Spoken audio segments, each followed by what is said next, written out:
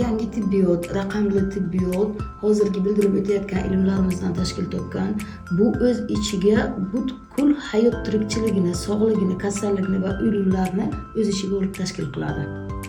Har bir inson tug'ilishi data rожденияsi bo'ladi, bu tug'ilishi va har bir insonni data smерти, o'lish vaqti bo'ladi, o'lim son sanoq bo'ladi. Bundan hamma xabardor.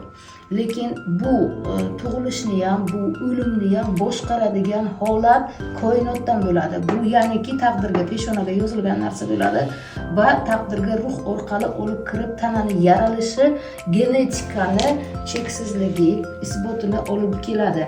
Yaxshi, yomon genetika, misol tug'ilishi va ketishi yoki la'natga, qarg'ishga yoki yaxshi duolarga ega bo'lib insonni shakli, yaralishi, kasalliklardan, nimalardan iborat bo'lganini o'z ichiga olib dunyoga keladi.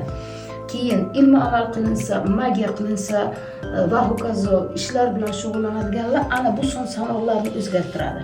Aynan shu narsa insonni hayotini yaxshilikka va yomonlikka olib chiqish sabablari bo'ladi.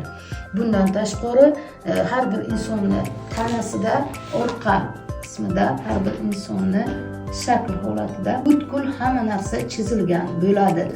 Inson hayoti, taqdiri, duo, yaxshiliklar va yomonliklar, qarg'ishlar, la'natlar ta'siri ostida har bir inson hayotini o'zgartiradi.